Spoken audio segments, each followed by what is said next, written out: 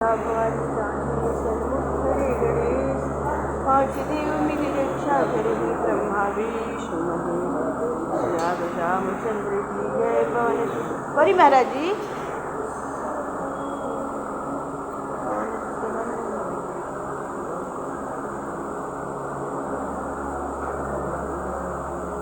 हरे शिवा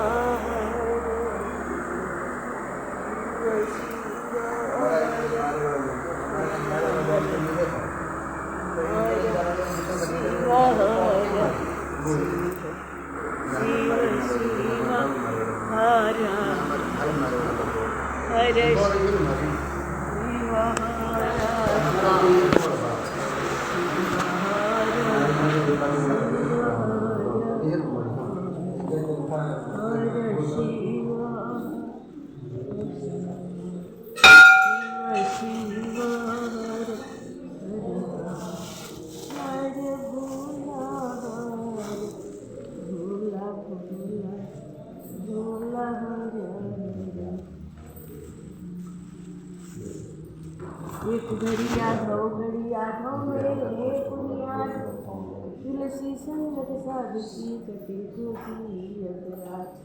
महाराज जी एक घड़ी खाना करते हैं कोई ना करते नाली बागे बोलेला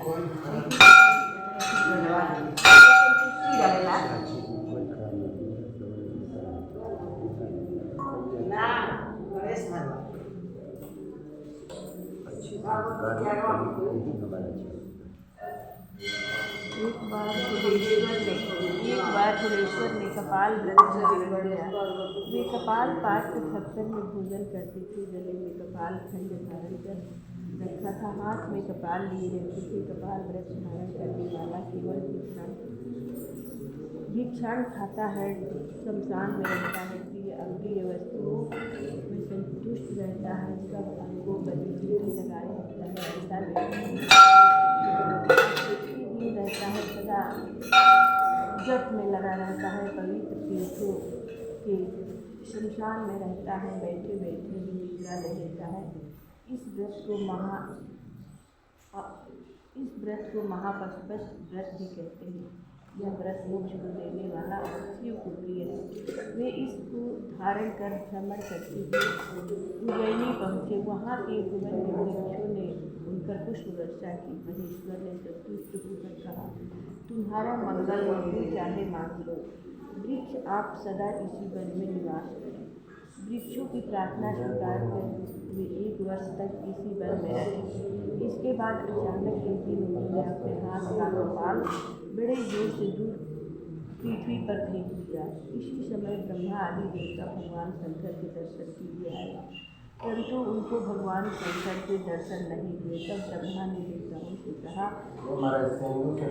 उनके दर्शन के उपाय हैं प्रधान ज्ञान तपस्या। यहाँ उनकी आराधना करते हुए तपस्या में संलग्न है।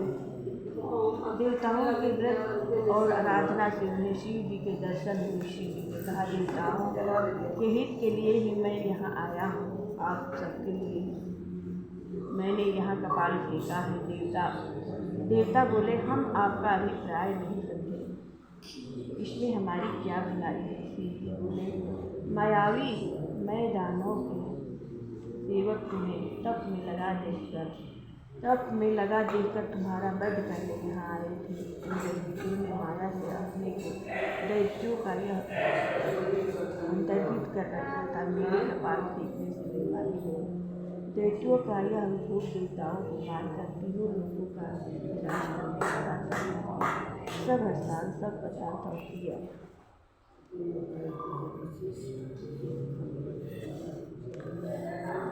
मात्र के देवता नष्ट हो जाते हैं, सारा संसार नष्ट हो जाता है। शिव जी ने देवताओं से वरदान मांगने को कहा तो उन्होंने शिव जी से मांगा कि उन मरे हुए राक्षसों को भी अक्षय धाम प्रदान करें।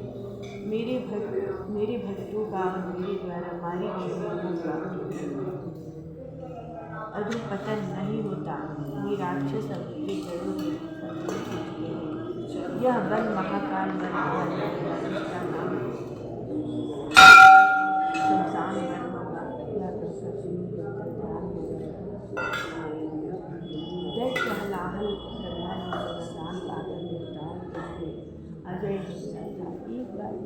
पक्षी का रूप धारण कर भागता हुआ महाकाल में पहुँचा। भगवान शंकर ने अपने गणों को आदेश दिया कि दैत्य हलाहल त्रिलोकी का शत्रु है, इसे यहाँ से भगा दो।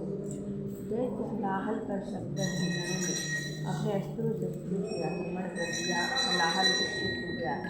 ये पड़ासी शंकर को यह मुंड घमंडी का है कि शंकर जी बोले, यह मुंड घमंडी का है,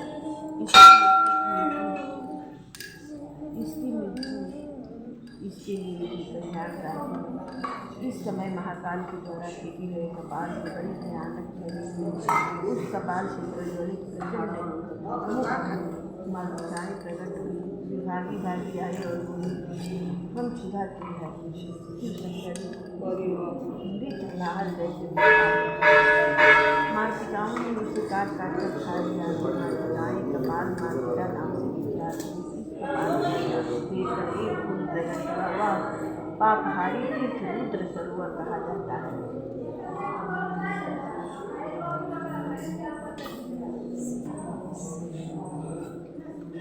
पुष्प दंत नाम का एक गंधर्व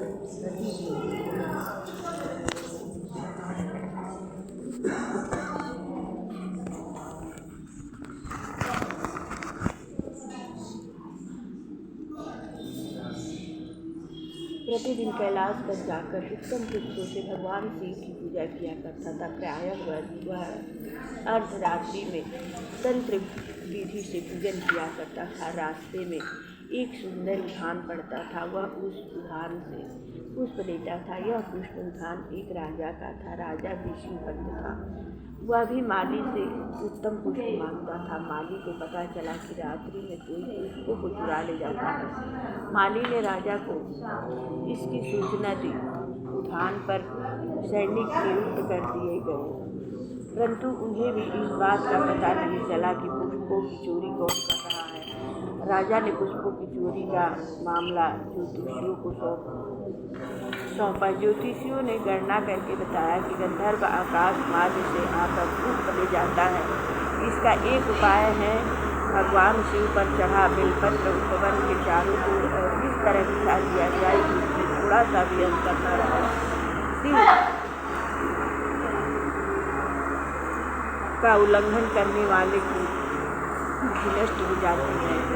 वह आकाश में उड़ नहीं सकता, तब उसे बंदी बना जा सकता है। पुष्पदंत गंधर्व को पृथ्वी पर घटित इस कांड का कोई पता नहीं था। जैसे ही आकाश मार्ग से पुष्पदंत निर्माल्य का उल्लंघन किया, वह पृथ्वी पर आ गिरा। उसकी आकाश में उड़ने की शक्ति समाप्त हो चुकी थी। व्याकुल होकर पुष्पदंत ने अपने आराध्य की स्तुति प्रारंभ की।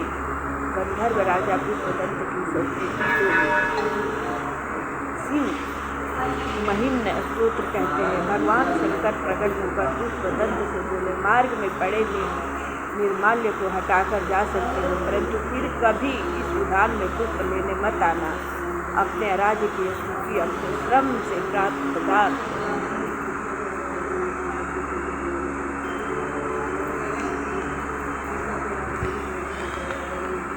करना और चोरी के पुष्पों से की गई मेरी अर्चना मुझे पसंद नहीं आती है। भगवान शंकर ने यह भी प्रदान किया, तुम्हारे द्वारा की गई यह स्तुति सिद्ध स्तुति हो गई। इससे जो मेरा सत्संग करेगा वह मुझे प्रिय होगा।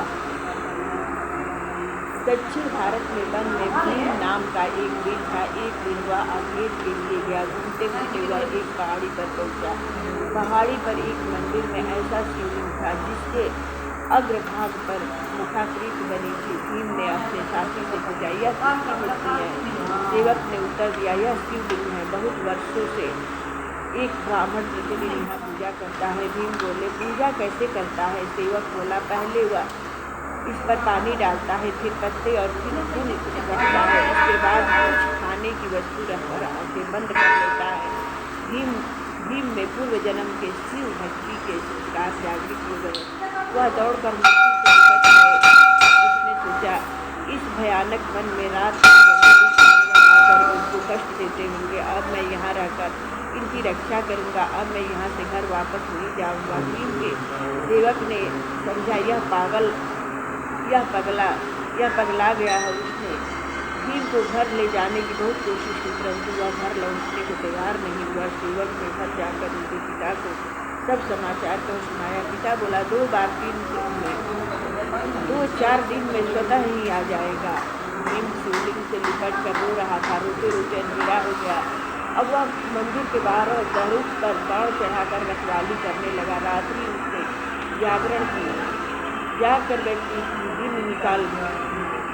दिन निकलने पर वह पूजा हेतु सामान लेने वन में गया। भीम एक भीड़ पुत्र होने के कारण पूजा होते देखी या सुनी नहीं थी। देवता के लिए पूजा में कुछ भोजन चाहिए, यह सोचकर उसने एक सशक्त मार फिर लकड़ी एकत्र की। लकड़ी चकमक की सहायता से अग्नि प्रज्वलित की और शशक के मांस को भून लिया। इस मांस को उसने वन में लाए शहद में डुबाया। उसकी दृष्टि में एक सबसे उत्तम आहार था। उसने अब थोड़े से फूल और पत्ते भी एकत्र किए। इतना करने में उसे दोपहर हो गई। मूर्ति पर जल चढ़ाने के लिए उसके पास कोई पात्र नहीं था। उसके एक हाथ में धनुष था, दूसरे हाथ में भुना हुआ मांस था। पत्तों एवं फूलों को उसने सिर के बालों में रख लिया। मुख में नदी का जल भरकर मंदिर लौटा।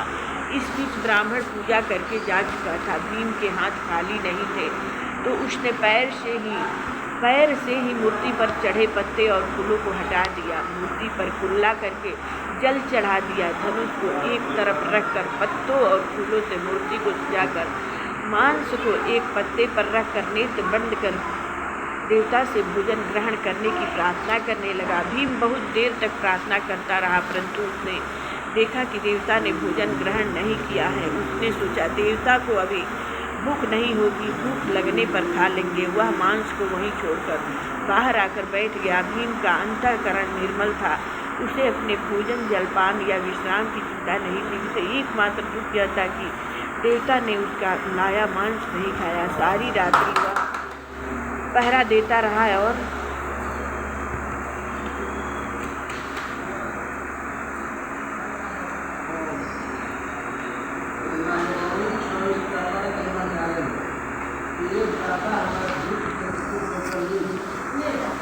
अगले दिन सूर्य निकलने पर देवता की पूजा के लिए फूल, पत्ते, मांस और पानी देने चला गया। प्रतिदिन की भांति ब्राह्मण पूजा करने के बाद वह मांस देखकर बहुत दुख हुआ। उसने मांस को फेंकर मंदिर को पानी से सफाई की और फिर पूजा कर चला गया।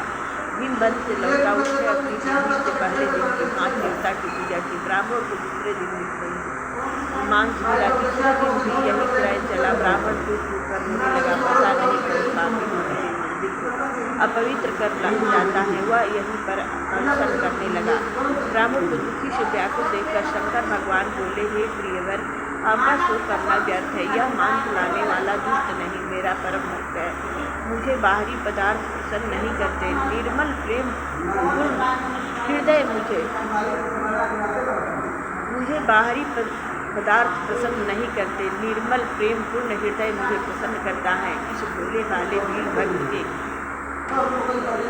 पैरों का स्पर्श मुझे पार्वती के स्पर्श से भी अधिक प्रिय है। उसका कुल्ला किया हुआ जल काजल जैसी ही पवित्र है। उसके केशों से निकले फूल पत्ते कल्प वृक्ष के पुष्पों के समान मनोहारी लगते हैं। उसका नैवेद्य के रूप में मांस को अर्पित करना मुझे अब तक प्राप्त तपस्वियों के नैवेद्य से भी अधिक प्रिय है। आपको उसका प्रेम देखना है तो यहाँ छिप कर देखिए। पुजारी वहीं छिप गया। भीम जब पूजा के लिए आया, उसे देखता ही उसे देवता की बाईं आंख से खून बहता दिखाई दिया। उसे यह देखकर बहुत क्रोध आया। वह आंख के उपचार हेतु जंगल से जड़ी बूटी लेने गया। जड़ी बूटियों को अपने दूध से भिगोकर रगड़कर आंख पर लगाने लगा, परंतु रक्त का बहना बंद नहीं हुआ। भीम सहम गया कि रक्त बंद करने के लिए अब वह क्या करे। सहसा किसी बूढ़े ने कहा, अपने शरीर से उसी स्थान का मांस वहाँ लगाने से घाव ठीक हो जाता है। बिना सोचे समझे भीम ने बाण के मुख से अपनी बाईं आंख निकाल कर देवता के नेत्र पर रख दी। देवता की आंखें से रक्त बहना बंद हो गया। भीम के समाधि का ठिकाना न रहा। अचानक देवता के दाहिने नेत्र से रक्त बहने लगा। भीम ने दाहिने पैर का अंगूठा देवता की दाहिनी आंख पर रखा, क्योंकि अपनी आंख देवता पर चढ़ाते समय वह देख नहीं सकेगा। अब उसके तीर से दाहिने आंख निकालने का प्रयत्न किया तो भगवान शंकर स्वयं प्रकट हुए और भीम का हाथ पकड़कर बोले, हे पुत्र, तुम मेरी परीक्षा में सफल हो रहे हो। आज से तुम कैलाश पर मेरे समीप वाम भाग में रहोगे। भगवान शंकर के स्पर्श मात्र से भीम का बायां नेत्र ठीक हो गया। भगवान शंकर उसे अपने साथ कैलाश ले गए। नीलों की भाषा में नेत्र चढ़ाने वाले इस शब्द का पर्याप्त कंकड़ नाम पड़ गया। प्रेम से बोलिए भगवान शंकर जय जय जय भगवान।